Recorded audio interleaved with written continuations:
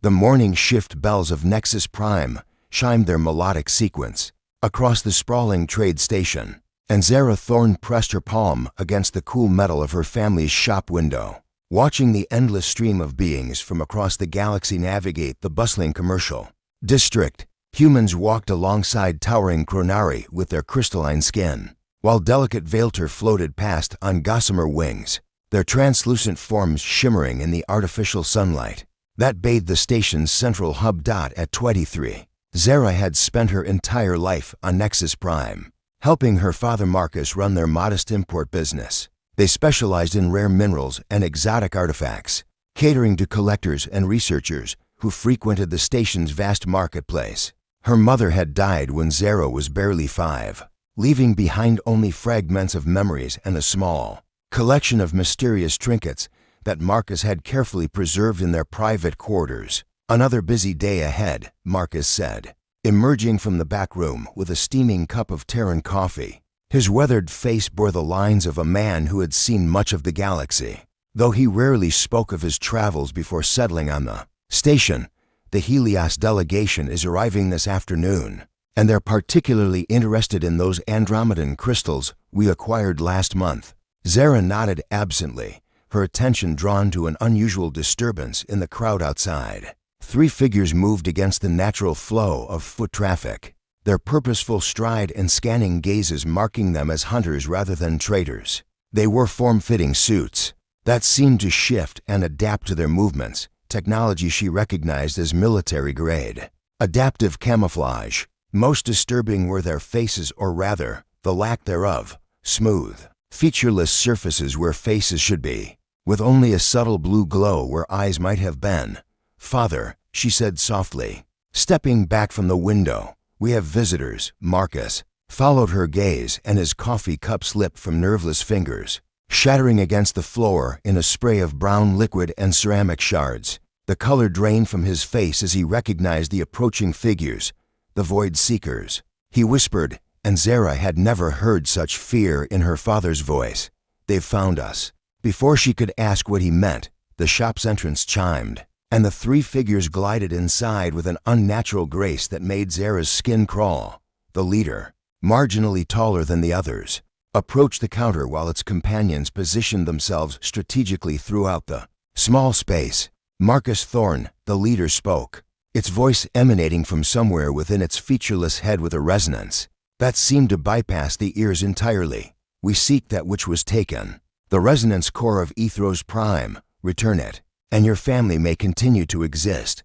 Zara's mind raced. She had no idea what a resonance core was, but the casual threat against her family sent ice through her veins. Her father's hands trembled as he placed them flat on the counter, his merchant's composure cracking under the weight of old fears. "I don't know what you're talking about," Marcus said, but his voice lacked conviction. "We're simple traders. We deal in common minerals and basic artifacts." The Void Seeker's head tilted with mechanical precision. "Your mate, Elena Thorne, formerly Elena Verthic of the 73rd Ethereal House, stole the core during her exile 27 years ago. Our records indicate she died on this station 18 years past. The core was not found among her effects." Zara's world tilted. Her mother had been an alien, the woman she barely remembered, who had sung her lullabies in what she'd thought was simply another human language, had been one of the ethereal beings she'd seen floating through the station. "Her entire life, my mother was human," she said, stepping forward despite her father's warning gesture. "She was born on Terra Nova." "Incorrect," the Void Seeker replied, turning its attention to her. "Elena Verthic was sentenced to exile for the crime of loving beneath her station. She fled with the core and disappeared into the outer systems. You are the offspring of this union, half ethereal, though the bloodline has been diluted." The revelation struck Zara like a physical blow. Suddenly, childhood memories took on new meaning. The way her mother had seemed to float rather than walk when she thought no one was watching. The strange trinkets in their quarters that hummed with inexplicable energy. Her own unusual intuition when it came to reading people's emotions. A gift she'd always attributed to good instincts. "Even if what you say is true," Marcus interjected, moving protectively in front of his daughter, "Elena never mentioned any core. She came here with nothing but the clothes on her back and a handful of personal items that you preserve still, the Void Seeker stated with certainty. We will examine them. Compliance is preferable to extraction. The threat was unmistakable. Around them, the station's ambient noise continued conversations in a dozen languages. The hum of environmental systems, the distant sound of docking ships, but within the confines of the shop. An oppressive silence had fallen. The other two Void Seekers remained motionless, but Zara could sense their readiness to act. "Father," she said quietly, her hand finding his arm. "Maybe we should show them Mother's things. If there's nothing there." Marcus looked at her for a long moment, and she saw decades of carefully guarded secrets warring with his desire to protect her. Finally, he nodded. "Follow me." They moved through the shop to the narrow stairs that led to their living quarters above. The space was modest but comfortable, filled with the accumulated memories of 2 decades of life together. Marcus led them to his bedroom, to an ornate chest that sat beneath the single window overlooking the station's central plaza.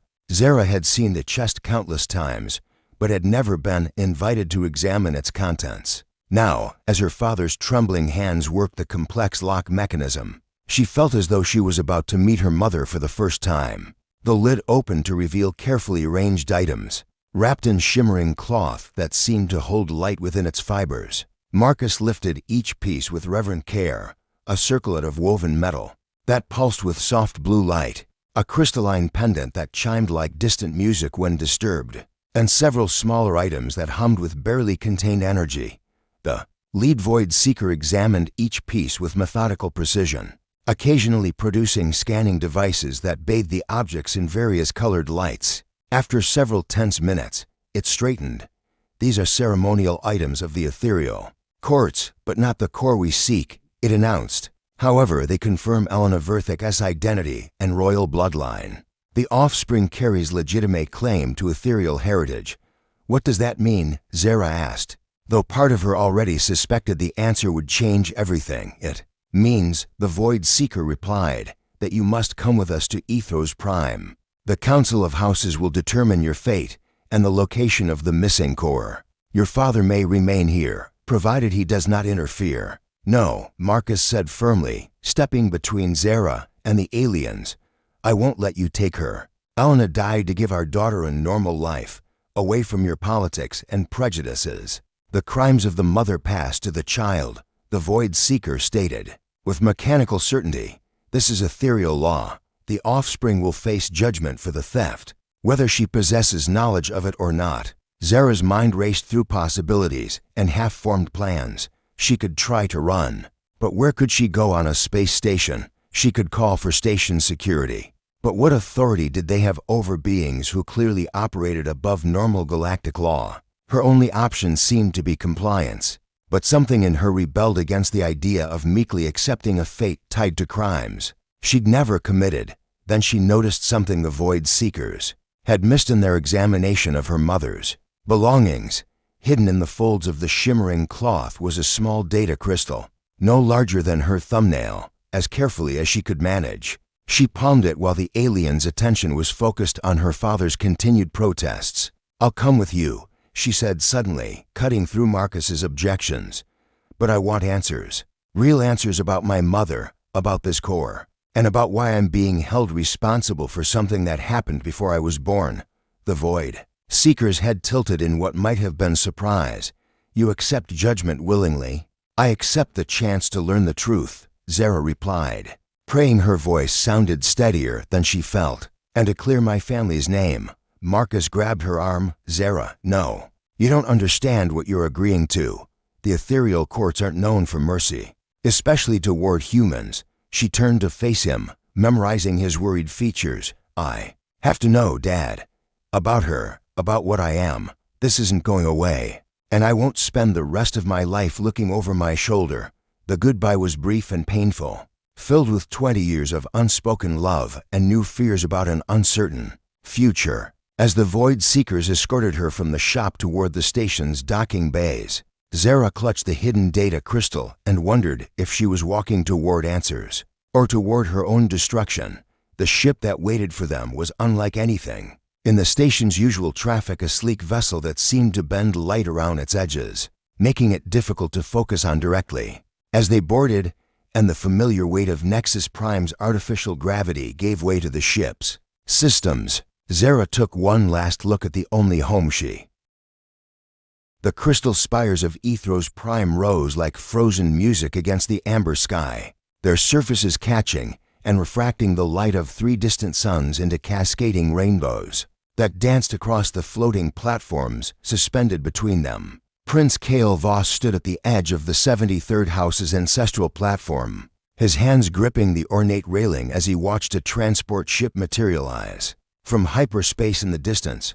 Once he would have been aboard such a vessel, returning from diplomatic missions or cultural exchanges with other worlds. Now, after 6 months of exile, he was forbidden from leaving Ethros Prime, stripped of his titles and holdings, permitted to exist only on the sufferance of the Council of Houses. His crime had been simple enough, falling in love with a being deemed beneath his station, and then refusing to renounce that love when commanded.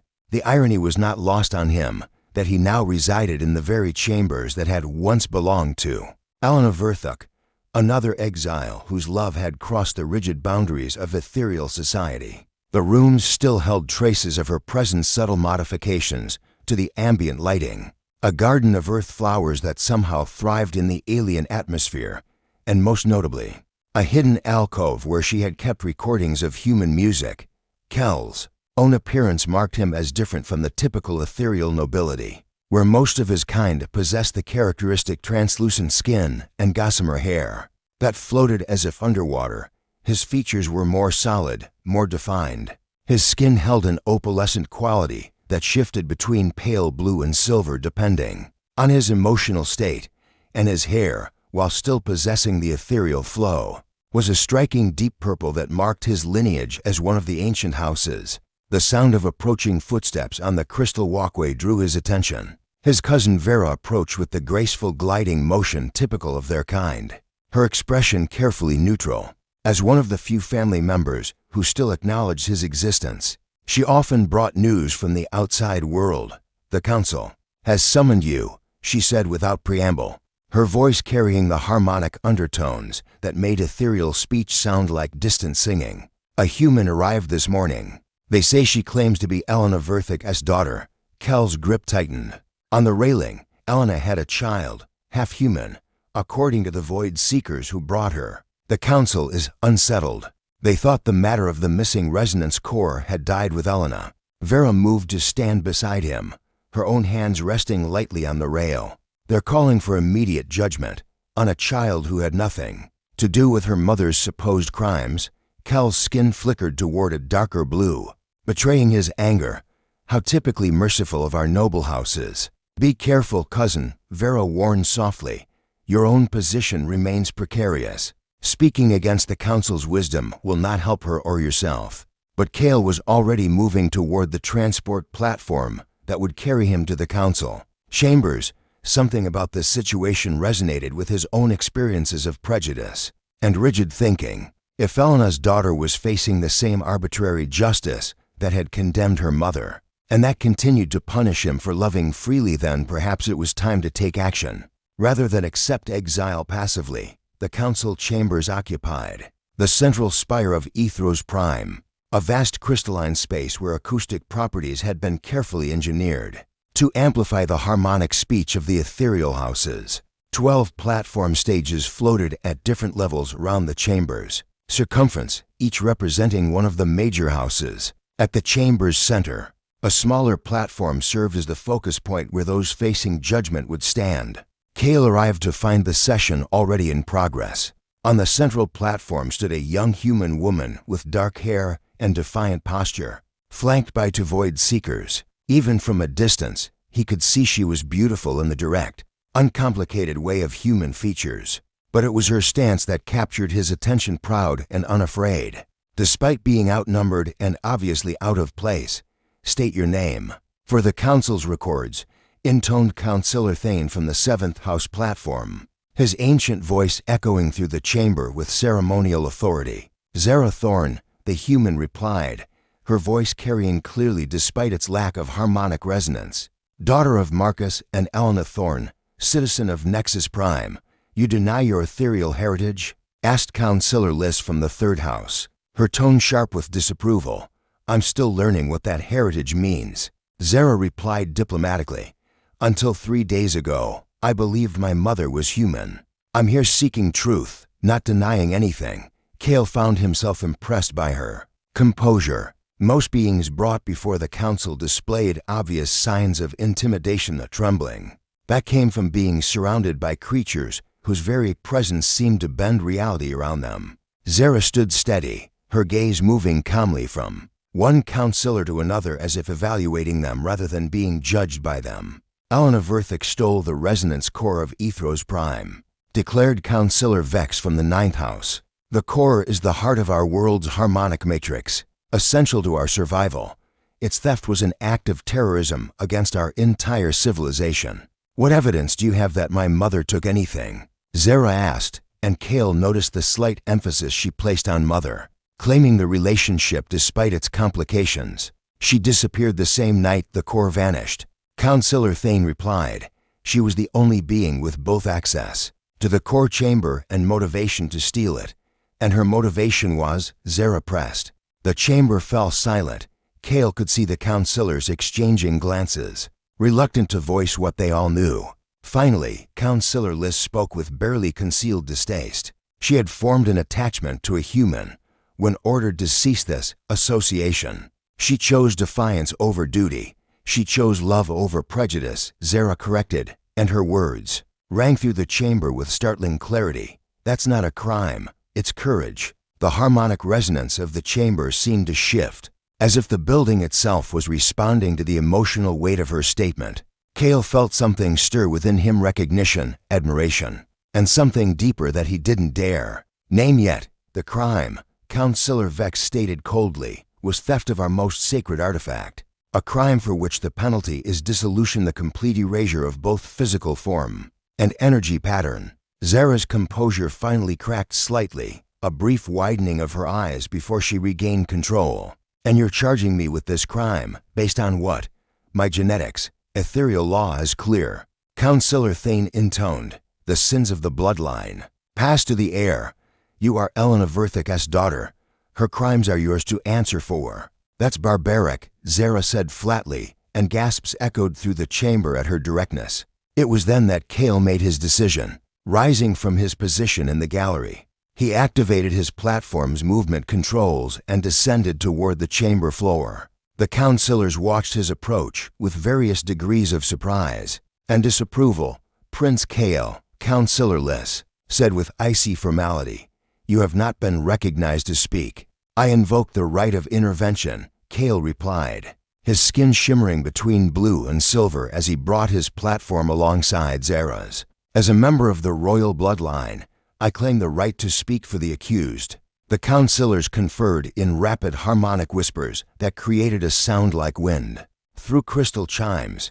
Finally, Counselor Thane nodded reluctantly. "The right is recognized, though your own status remains questionable." Kale turned to look at Zara for the first time at close range and felt his world shift. Her eyes were the deep brown of Terran earth, warm and intelligent, holding depths that seemed to invite exploration.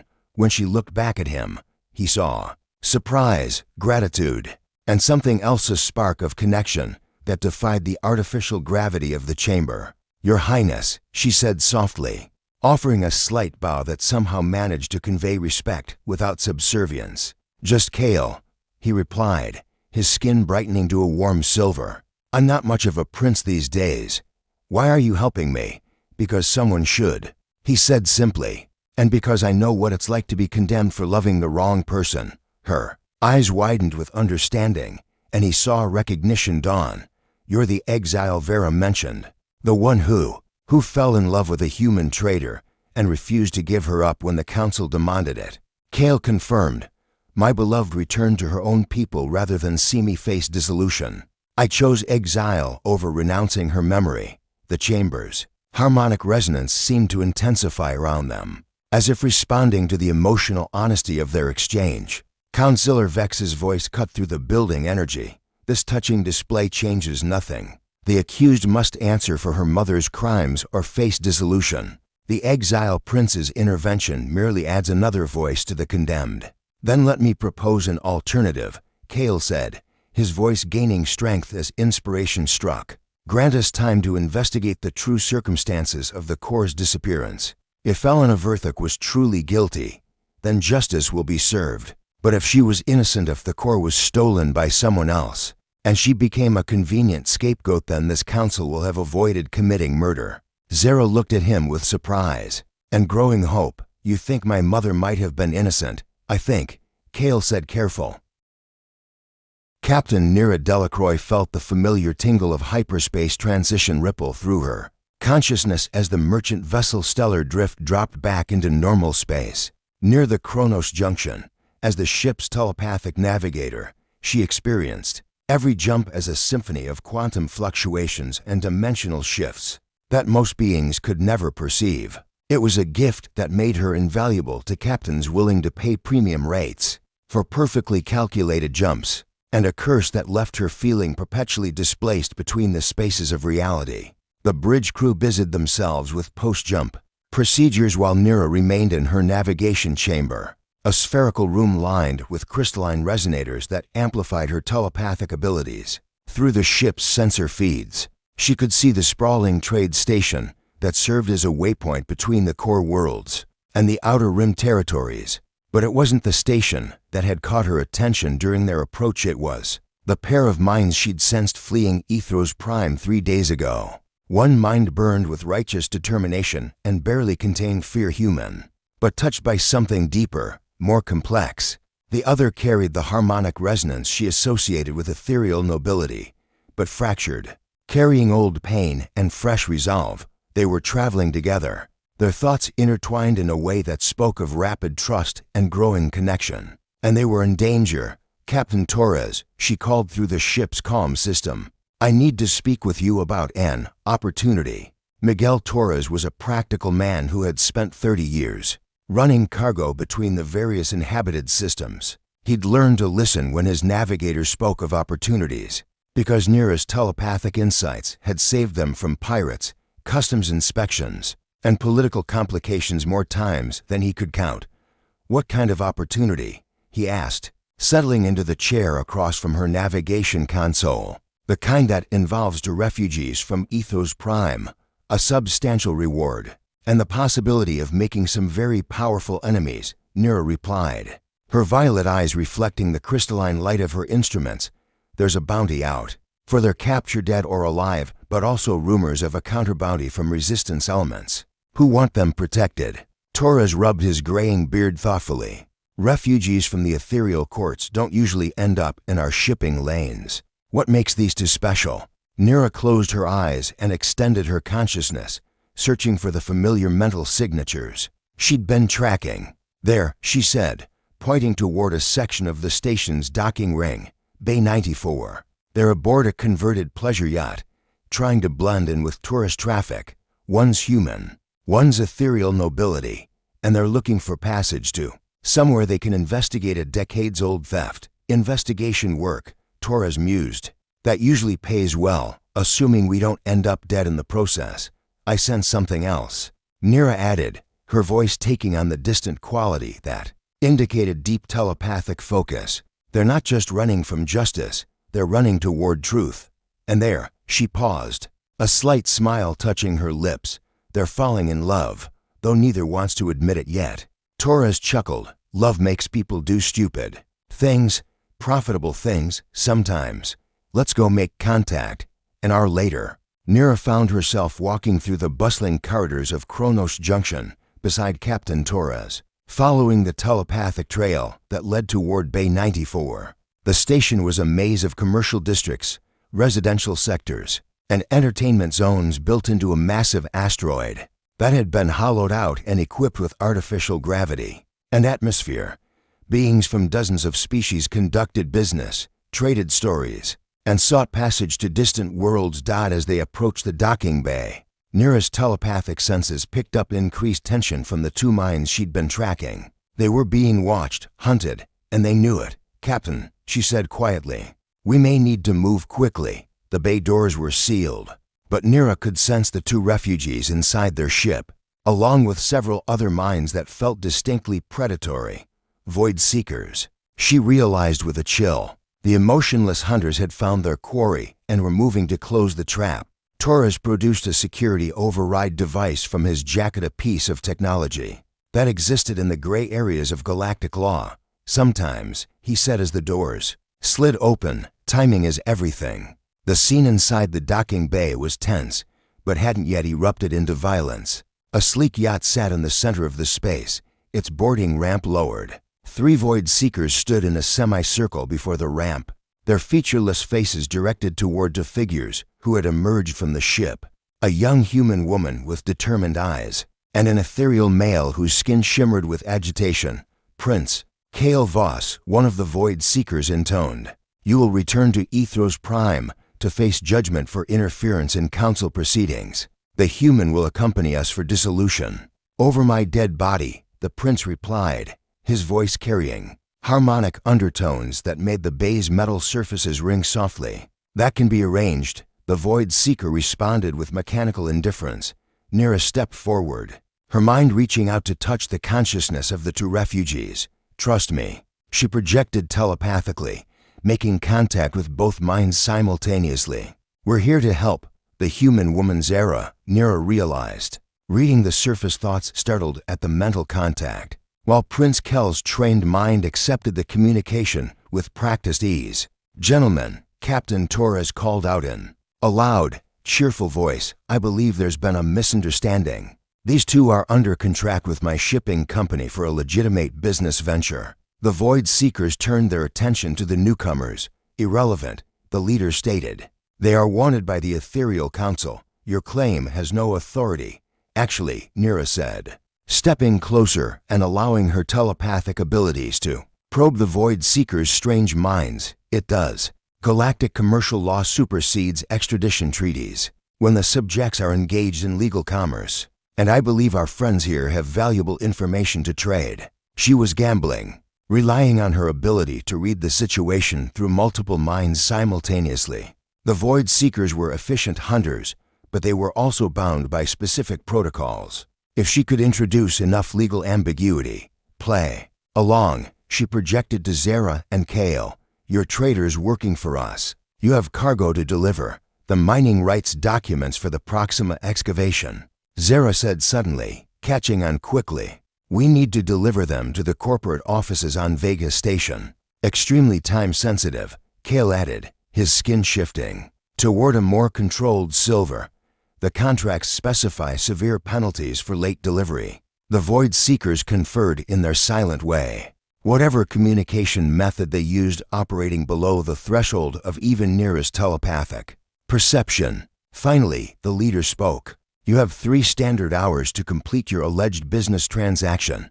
If verification fails, we will resume our mission." As the Void Seekers glided from the bay with unnatural grace, Nira felt the tension in the room ease slightly, but she also sensed other minds converging on their location: bounty hunters, mercenaries, and possibly worse. "We need to leave," she said urgently. "Now." The next few minutes passed in a blur of activity as they loaded essential supplies. From the yacht onto the stellar drift, Nira found herself working alongside Zara, and was struck by the humans' quick thinking and adaptability. "Thank you," Zara said as they secured the last of the cargo. "I don't understand how you found us or why you're helping, but thank you. I'm telepathic." Nira explained simply, "I sensed your situation from several systems away, and as for why..." She paused, considering how much to reveal. "Let's say, I have my own reasons for distrusting the Council of Houses." Once they were aboard the stellar drift and racing away from Kronos Junction, Nira had a chance to really study her new passengers. Prince Kale possessed the typical ethereal beauty, but there was strength and determination in his features that suggested depth beyond mere nobility. Zara was lovely in a more earthly way, with intelligent eyes that seemed to see everything, and a spine that refused to bend despite the impossible circumstances she faced. But it was the connection between them that fascinated Nira most. Their minds resonated with each other in ways they hadn't yet recognized consciously. When Kale spoke, Zara's attention focused with laser intensity. When she laughed at something, his skin brightened perceptibly. They orbited each other like binary stars, drawn together by forces they were only beginning to understand. "So," Captain Torres said as they settled in the ship's common area, "what's this really about? And don't give me some story about mining rights." Kale and Zara exchanged glances before Kale spoke. 27 years ago, an ethereal woman named Elena Verthuk was accused of stealing the resonance core of Ethros Prime. She fled into exile and eventually died on a human trade station. The council believes Zara is her daughter and wants her to pay for Elena's alleged crimes. "Alleged?" Nira asked, picking up the uncertainty in his thoughts. "I think Elena was innocent," Zara said firmly. "Or at least, I think there's more to the story than the council wants to admit. We found recordings Elena made before she died, messages to a daughter she hoped would one day understand her choices." "And what did these recordings tell you?" Torres asked. Zara produced a small dat. Thane Blackwater had been many things in his 43 years: smuggler, mercenary, freedom fighter, and for the past 5 years, the reluctant leader of the most wanted resistance cell in the outer systems. His weathered face bore scars from a dozen conflicts, and his cybernetic left arm was a reminder of his last official encounter with ethereal justice. Now, as he stood in the command center of his hidden base aboard the massive derelict ship Redemption's Edge, he watched the incoming transmission with growing interest.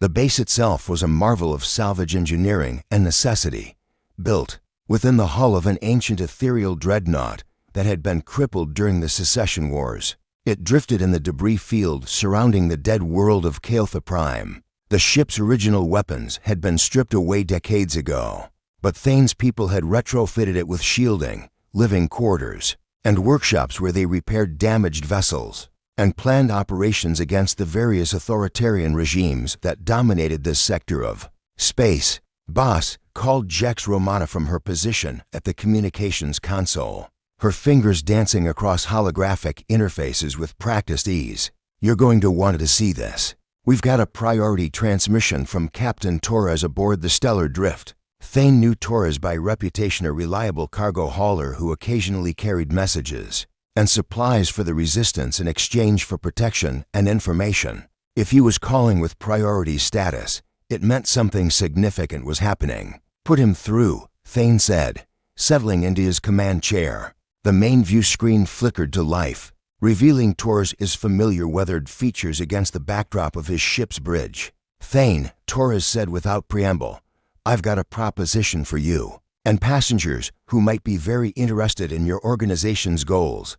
"I'm listening," Thane replied, though his hand remained near the controls that could terminate the transmission instantly. "If this proved to be a trap, I'm carrying Prince Kale Voss of the Ethereal Courts and a human woman named Zara Thorn. They're fugitives from Ethros Prime, seeking to prove that the theft of the resonance core 27 years ago was a frame job. They've got evidence that leads to Station Echo in the Void Nebula." Thane's cybernetic fingers tapped against his chair's armrest, a nervous habit he'd developed since losing his original hand. The theft of the resonance core was legendary among resistance fighters. It had been one of the few times someone had struck a significant blow against ethereal power, though the identity of the thief had never been confirmed. "Why bring them to me?" he asked. "Because," Torres continued, "they're going to need backup when they reach Station Echo, and because their investigation might expose corruption at the highest levels of the Ethereal Council, the kind of corruption that could bring down governments." Before Thane could respond, two new figures moved into view of Torres' transmission.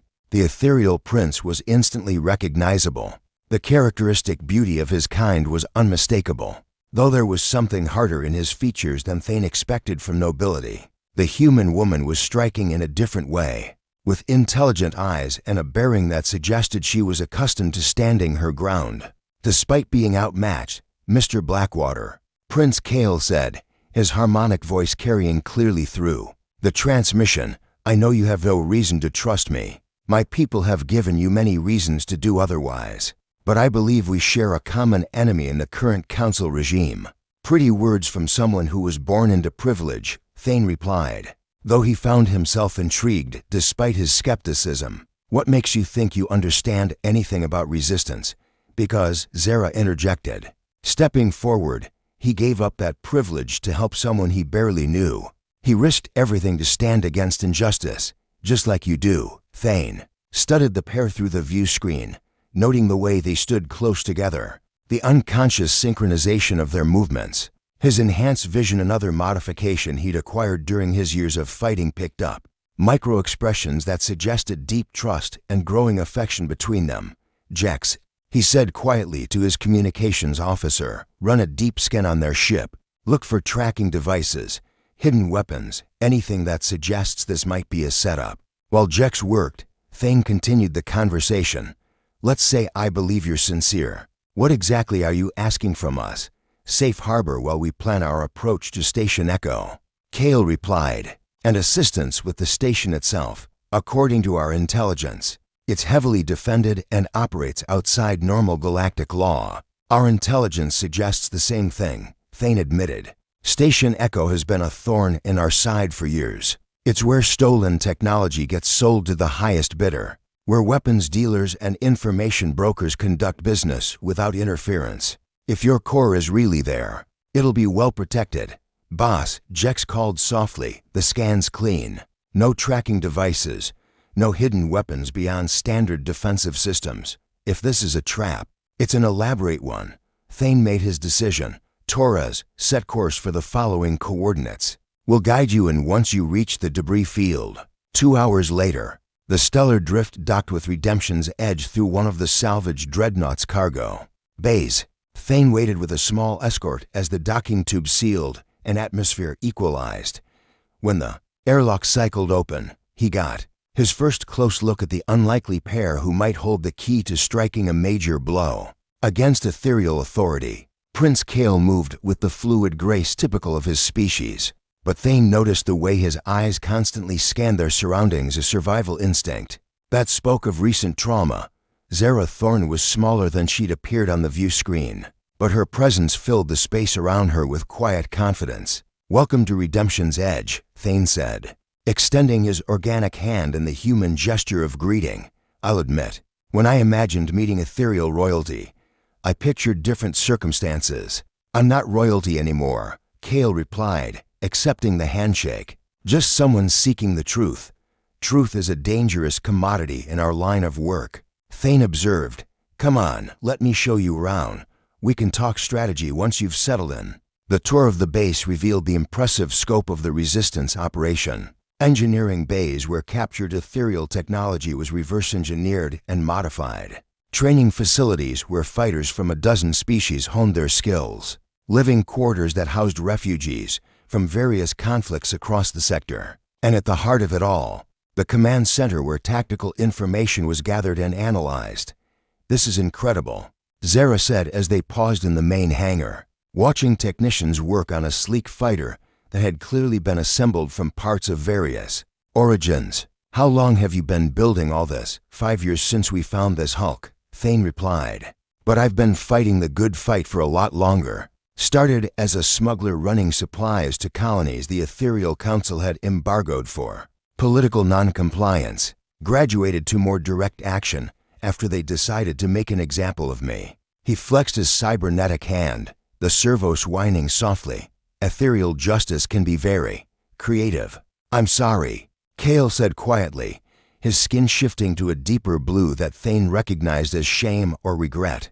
"Not all of us agreed with the Council's methods, but a few spoke against them." "Well, you're speaking now," Thane said. "That's what matters. Now, let's talk about Station Echo." They gathered in the command center's briefing room, a space dominated by a holographic display table that could project 3-dimensional maps and tactical information. Thane activated the system, and a detailed schematic of Station Echo materialized above the table's surface. "The station is built into a rogue planetoid that drifts through the densest part of the Void Nebula," Thane explained, pointing to various features of the structure. "The nebula's electromagnetic properties make long-range scanning impossible and disrupt most forms of communication. Ships have to get close to dock, which makes surprise attacks difficult." "What about defenses?" asked Nira. who had joined them along with Captain Torres. Automated defense platforms here, and here, Thane indicated points around the station, plus a small fleet of fast attack craft that patrol the immediate area. The station itself has shields and weapons, but its real protection comes from its isolation and the nebula's natural hazards. And inside, Zara asked, studying the station's internal layout. That's where it gets interesting, Thane said, manipulating the display to show cross-sections of the station's interior. Most of the facility is given over to storage and black market operations, but there's a restricted section here. He highlighted an area deep within the station that our intelligence suggests houses high-value artifacts and technologies. If the resonance core is anywhere, it'll be in there, Kale observed, agreed. But getting to it won't be easy. The station's owner, a being known only as the broker, doesn't take kindly to uninvited guests, especially ones asking inconvenient questions about inventory. Thane paused the display and looked around the table. Before we go any further, I need to know, what's your real endgame here? Assuming you find the core and prove this Elena's innocence. Then what? Zara and Kale exchanged glances, a communication that didn't require words. Finally, Zara spoke.